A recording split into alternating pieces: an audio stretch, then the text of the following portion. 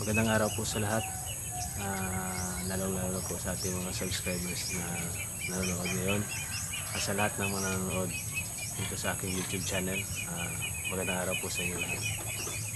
Kung mapapansin nyo guys, ay medyo matagal tayo hindi na pag-upload ng mga video dito sa ating channel kasi nga guys, medyo na busy lang tayo, no? So hindi tayo nakapag-update o hindi tayo nakapag-upload ng mga video dito sa ating YouTube channel. Ngayong araw pala guys ay papakita ko sa inyo yung kung ano na yung update doon sa ating concrete fish pond at saka doon sa silver carp na inalagaan natin doon sa ating fish pond. Yung concrete fish pond plan natin guys ay nag-revise ulit tayo. Medyo pinalapad natin yung dinadaloyan ng tubig pabalik doon sa ating fish pond. Nilagyan natin ng mga asula yon para mas maraming asula, mas maganda yung kalidad ng tubig doon sa ating concrete fish pond. Kasi nga guys, may nakapag-comment doon sa isa sa ating mga video doon sa ating YouTube channel na ang sabi niya guys ay nag-advise sa akin na kung pwede daw ililinisin ko yung tubig doon sa aking concrete fish pond sa pamamagitan guys ng mga duckweed, no? Yun ang maglilinis ng tubig ng ating fish pond o magtitreat ng tubig doon sa ating fish pond. Kaya lang guys, wala tayong duckweed dito. Ang mayroon tayo guys ay asula, no? Yung pinapakain natin sa ating mga alagang mga Muscovy duck, at saka mayroon din tayong mga bibi dito ngayon guys, no? Malalaki na sila. So yung asula yun ang pinapakain natin. So yung concrete fish pond natin ngayon guys ay yung gaya ng sabi ko ay pinalawak ko yung daluyan ng tubig na nilalagyan natin ng asula. Yung ginamit natin guys ay DIY pa rin, no? Namili tayo guys ng mga scrap na refrigerator, yung mga silang refrigerator, at kinuha natin yung container doon sa loob. Yung container lang binili natin. So nabili natin yung guys ng 50 pesos bawat isa, no? So yun ang nilagay natin doon sa ating fish pond, at yun ang nilagay natin ng mga sula. So tinanggal natin yung UPVC pipe na 4 inches dati, yung kung nakikita nyo sa mga video ko, yung mga previous video ko, na yung UPVC pipe yung dinadaluyan ng tubig, at saka doon natin nilagay yung asula, no? Na siyang maglilinis ng ating tubig. So yun guys, pinalawak natin yun, at ang ginamit natin ay yung mga sirang mga refrigerator, yung container. So ano pa hinihintay natin guys? Tingnan natin, ipapakita ko sa inyo yung kung ano na yung itsura ng ating concrete fish pond. So dyan na muna guys.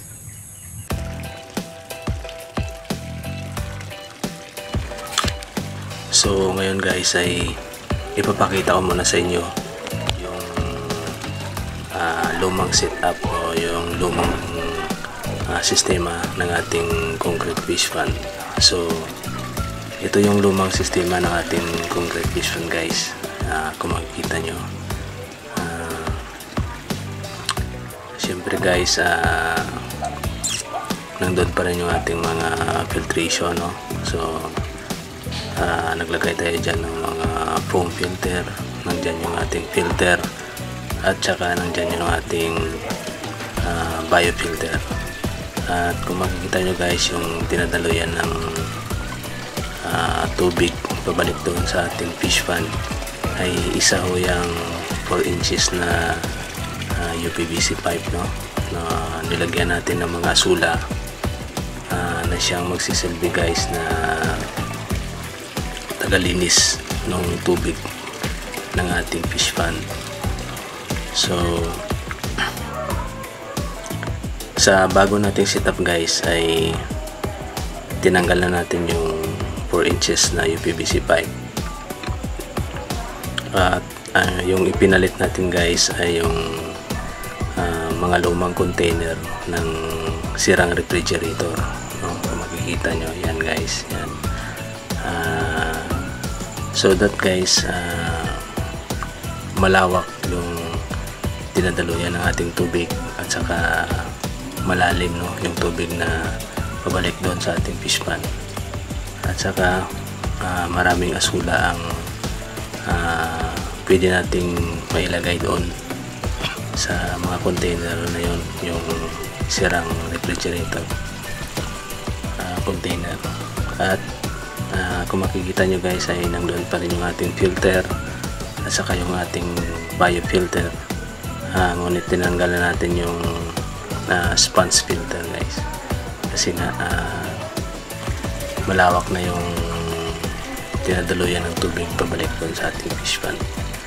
So kung makikita nyo guys, bali 4 na container yan ng sirang refrigerator. So nabili natin yan guys sa halagang 50 pesos lamang bawat isa, no? Doon sa ating kaibigan. Natanggalan na ko yan guys ng mga outside body ng sirang refrigerator. Yan. So very effective siya guys na panglinis ng ating tubig, no? At sa ngayon guys ay susubukan natin ulit na mag-alaga ng African hito dito sa ating concrete fish pond sa ganitong setup ng ating concrete fish pond.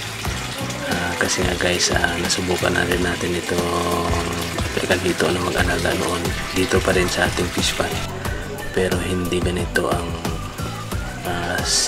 sistema na ginamit natin, no? Hindi ganito ang setup ng ating concrete fish pond. So yan guys ay itry natin ulit na mag-alaga ng African hito sa ganitong setup kasi nga guys yung dating mga setup natin nag-alaga rin tayo ng African hito, ngunit hindi gaano maganda yung result, no? Kasi nga medyo hindi maganda yung setup ng ating concrete fish pond. Inilagay pala natin dito guys na fingerlings ay bali 500 pieces ito, no? So nabili natin ito doon pa rin sa Banga South Cotabato, no? Maraming pagbibilhan doon guys sa Banga South Cotabato ng mga fingerlings kasi most of the fingerlings na inalagaan sa ibang mga lugar ay doon galing sa Banga South Cotabato. So ito guys ay nabili natin ng 3 pesos each, no? 3 pesos bawat isa.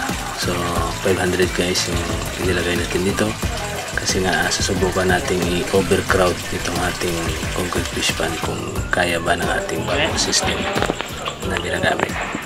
So sa mga nagtatanong pala guys kung nasaan na yung ating mga silver carp na inalagaan dito sa ating fish pond. So actually guys, inilipat natin itong ating mga silver carp sa mas malaking fish pond na pag-aari ng ating isang kaibigan, no? So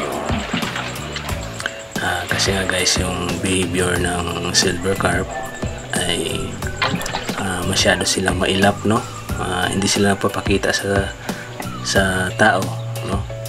At saka kung konting disturbo lang sa tubig ng fish pond ay hindi na sila kumakain, no? So akala nga namin guys ay maliliit pa ito sila, ngunit yung pag harvest na natin ay malalaki na pala, no? So ito ay nagkakaedad na guys ng mahigit 3 buwan. So ngayon guys ay itong mga silver carp natin ay inilipat natin yan doon sa mas malaking fish pond. So yan guys yung bagong system natin o bagong setup ng ating concrete fish pond. At hopefully guys ay magsa-successful tayo sa pag-aalaga ng African Hito dito. Ipapakita ko sa inyo guys yung kabuuang detalye ng pag-aalaga natin ng African Hito sa ganitong setup. So hanggang dyan lamang guys. Please subscribe to my channel at maraming salamat sa panonood, no? Bye.